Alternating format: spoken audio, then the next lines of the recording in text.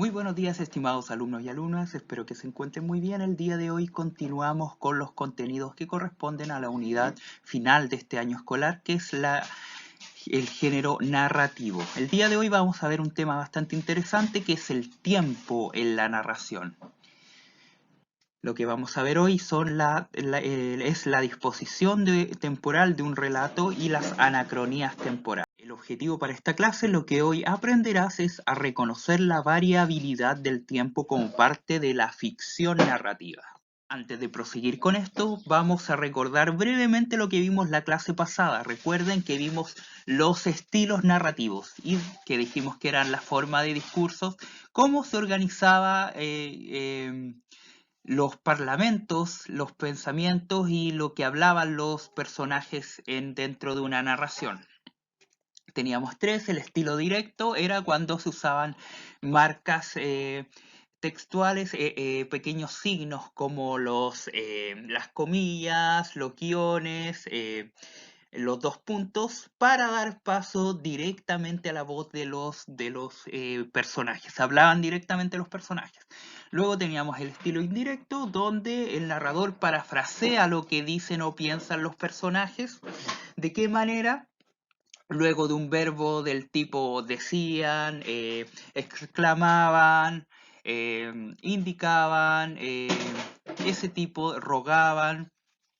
Luego del verbo se incluía la conjunción que y luego el parafraseo de lo que estaban diciendo los personajes. Y por último teníamos el estilo indirecto libre, que era una mezcla de los dos anteriores, que es bastante compleja. ¿Por qué? Porque parece fundirse de alguna manera la voz del personaje, o los pensamientos del personaje también pueden ser, con la, eh, con la voz del narrador. El narrador está de alguna manera diciendo lo que está sintiendo, pensando, diciendo el personaje, pero con su voz, y ahí hay una suerte de mezcla y como que no se sabe bien si es el narrador o es el personaje quien está hablando. Esos son los tres estilos. Y en la clase pasada vimos algunos ejemplos y dejamos dos pendientes con respecto a determinar cuál era el, el estilo narrativo presente en cada una de estos dos enunciados. Y de igual forma había que también ver cómo se podía transformar al estilo contrario. Aquí tenemos el primer ejemplo. Dice: pero Brígida, ¿por qué te vas?, había preguntado Luis. Como nos damos cuenta, que hay una marca bastante clara, dos marcas que son los guiones. Y entre estos guiones encontramos el siguiente parlamento. Dice: pero Brígida, ¿por qué te vas? Esto nos da a entender que estamos frente a la voz directa del personaje. Y aquí luego hay una breve explicación por parte de el narrador. Esto lo entendemos porque hay un verbo que está en un tiempo pasado, ¿verdad? Y está, el narrador nos dice quién dijo esta frase. Había preguntado Luis. El personaje que dijo pero Brígida, ¿por qué te vas?, era Luis. Así lo podemos entender. Es un estilo directo. Si quisiéramos transformarlo a un estilo indirecto, el narrador tendría que decir: Luis habría preguntado qué, eh, cuál era el motivo por el que se iba Brígida. Luego tenemos este otro ejemplo que dice: Alberto me dijo que vendría mañana. Y aquí nos encontramos con el verbo que dice el verbo decir, y luego la conjunción que, para dar paso a eh, al parafraseo de lo que estaba diciendo Alberto. Si quisiéramos transformarlo al estilo directo, diría: Alberto me dijo vendré mañana, o voy mañana, para ser más específico, voy mañana. Así que sería: Alberto me dijo, unos dos puntos o un guión, y se cambiaría vendría mañana por voy mañana. Y un nuevo guión o una nueva comilla, ¿verdad? para dar cuenta de que es la voz directa de este personaje. Para ir a lo que nos compete en esta clase, tengo que explicar dos conceptos. Recuerden que hoy vamos a ver el tiempo en la narración. Y para poder explicar esto hay que partir por lo siguiente. Hay dos conceptos distintos. Uno es el tiempo del relato y el otro es el tiempo de la historia. ¿Cuál es la diferencia? Por un lado tenemos el tiempo del relato que se relaciona con el orden con que se presentan las acciones dentro del relato, dentro de la novela, del cuento, del microcuento, y este orden puede ser igual o distinto al orden cronológico. ¿Qué significa esto? Vamos a ver ahora el tiempo cronológico. El tiempo en una historia se refiere al orden cronológico en que transcurren las acciones. Esto quiere decir que el orden secuencial de las acciones desde lo que ocurre al principio hasta el final. Parte la historia con que alguien se levanta, si la historia narrara el día de una persona, parte con que se levanta, lo que hace durante el día y después se acuesta. Pero ¿qué pasa? En el tiempo del relato uno puede partir desde el inicio o puede partir desde otro lugar de la historia. Supongamos que esta misma historia ficticia que trataría del día de una persona desde que se levanta hasta que se acuesta, esta historia en un relato, en el tiempo del relato, podría partir perfectamente durante la tarde y volver atrás, luego hacia adelante en el tiempo, hacia el final, o podría incluso partir al final. Y eso es lo que vamos a ver ahora, lo primero que vamos a ver con los conceptos relacionados a la disposición temporal de un relato.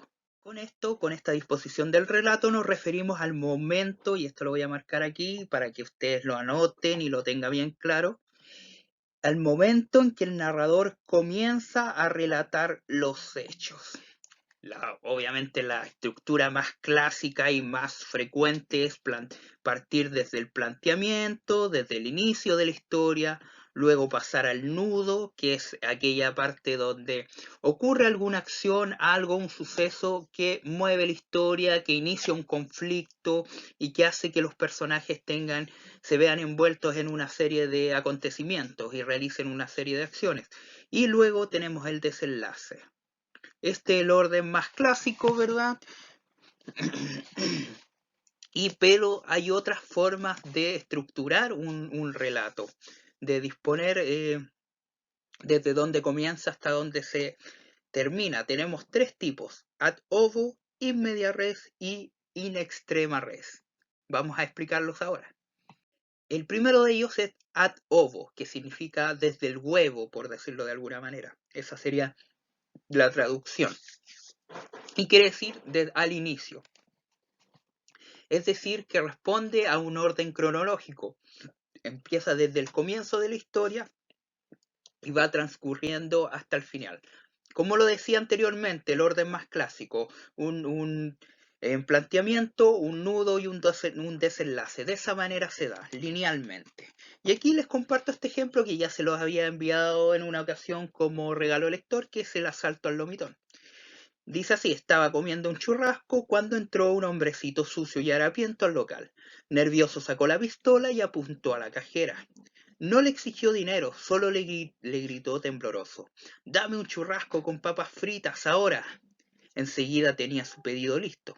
El hombrecito contempló la comida con ojos brillantes. Dio las gracias y salió del local rompiendo en llanto y tirando el arma al suelo. Un caballero se acercó a ver la pistola. Era de juguete. Nadie llamó a carabineros. El otro día lo vi en Pedro de Valdivia pidiendo monedas y lo saludé.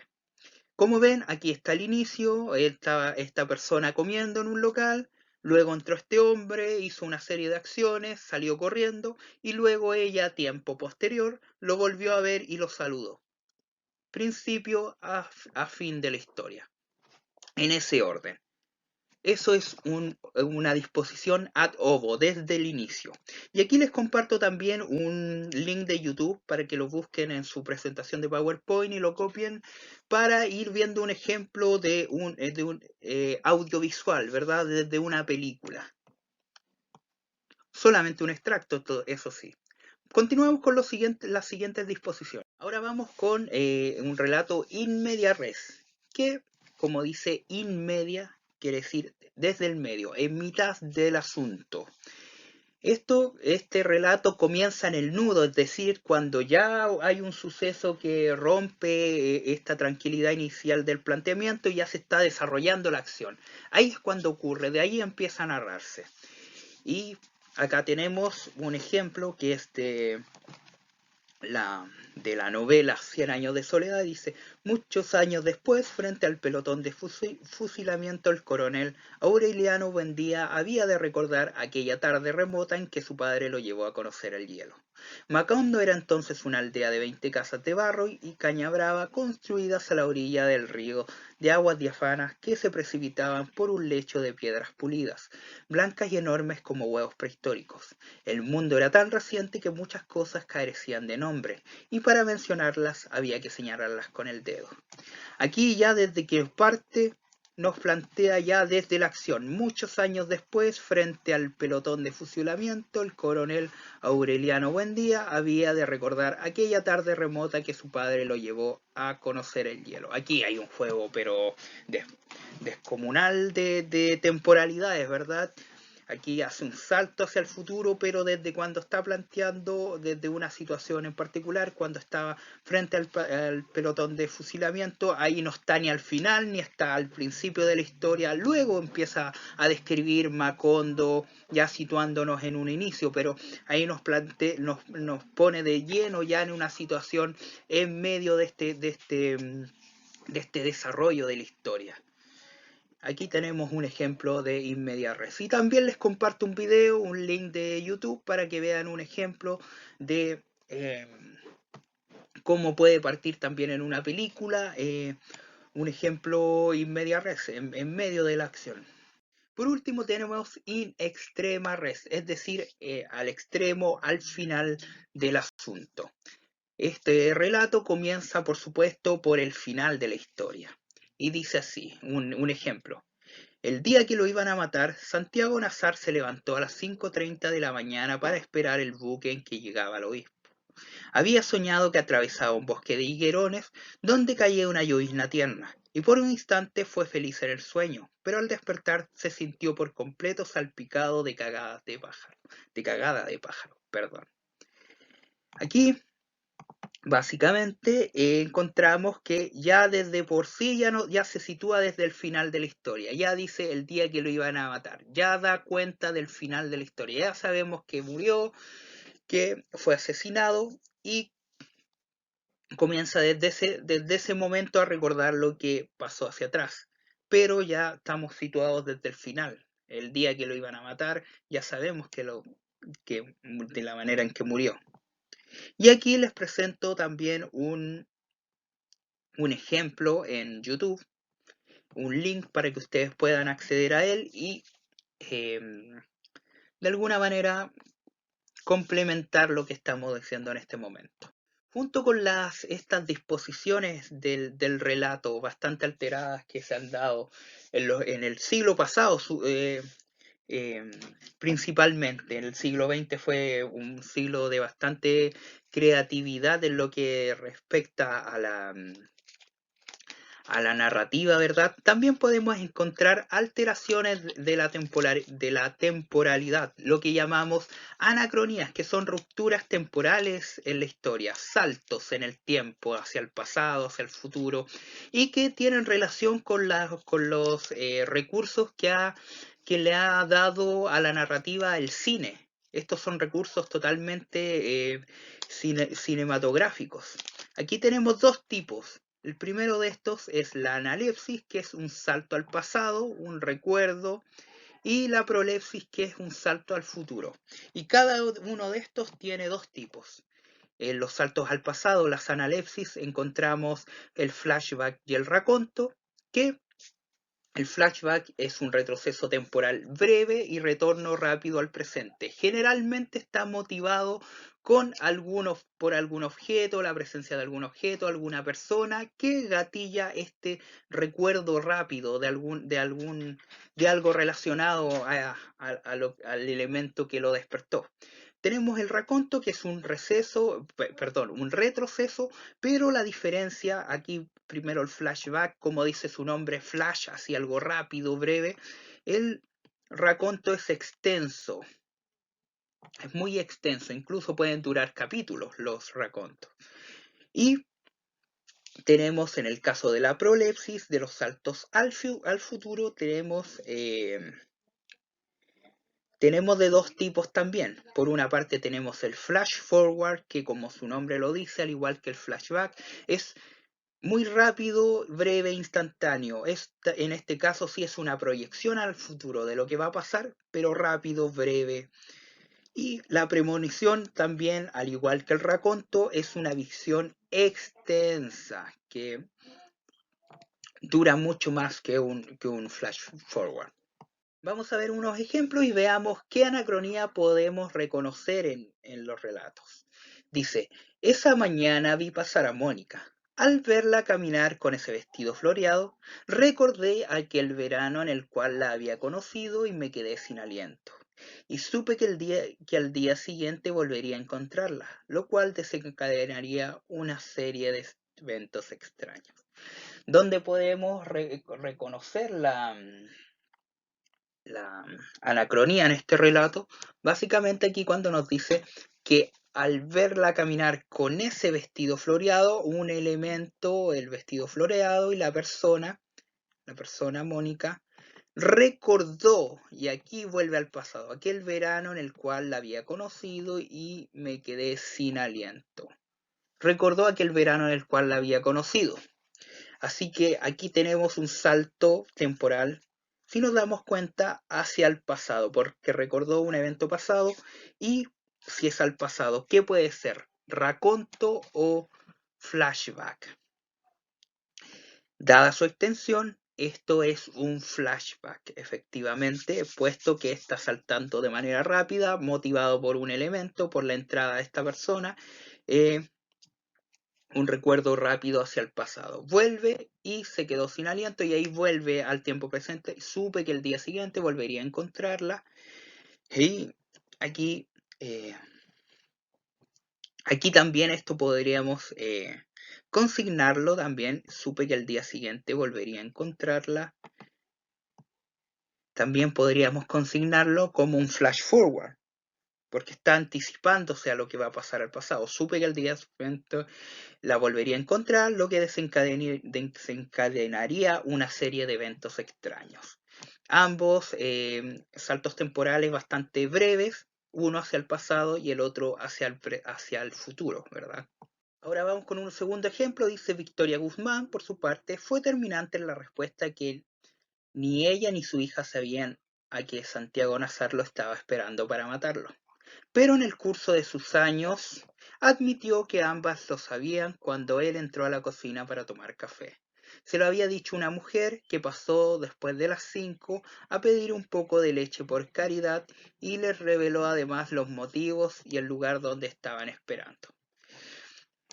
Aquí nos encontramos con que dice, pero en el curso de sus años admitió, aquí está saltando hacia adelante, ¿verdad? En el tiempo, en el curso de sus años, admitió que ambas lo sabían cuando él entró a la cocina para tomar café. Aquí podemos encontrar un salto hacia el futuro y que podríamos reconocerlo como un flash forward por su corta extensión.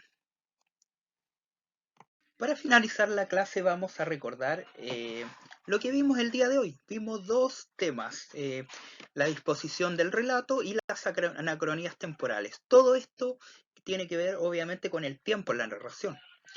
Cuando hablamos de disposición del relato hablamos de tres diferentes. La primera era ad ovo, que es este orden clásico, tradicional de un relato que parte desde su planteamiento, luego pasa por un nudo y finalmente a su desenlace. Luego teníamos in media res, que es cuando parte el relato, sí, parte contado desde el medio, en el medio del relato, es decir, desde el nudo. Y finalmente vimos el relato in extrema res, que parte desde el desenlace, parte desde el final. Luego vimos las anacronías temporales de dos tipos. Estábamos teníamos por un lado las analepsis y por otro lado las prolepsis. Dentro de las analepsis encontramos los flashbacks y los racontos, que se diferenciaban por su extensión. El flashback es un regreso al pasado, un salto al pasado rápido, súper brusco, va y viene de manera rápida. En cambio, el raconto es un recuento de hechos pasados de manera mucho más extensa. Lo mismo pasa con el flash forward. Tenemos en primer lugar lo mismo pasa con las prolepsis. Hay un flash forward que es mucho más breve y es un salto hacia el futuro, una anticipación bastante rápida, y por otro lado teníamos la premonición, que es más extensa. Esos son los contenidos del día de hoy. Vamos a seguir ahondando en estos temas, vamos a ir poniendo más ejemplos y viendo nuevos temas en las siguientes clases. Así que espero que tengan una excelente tarde, un excelente día y nos veremos en la próxima clase.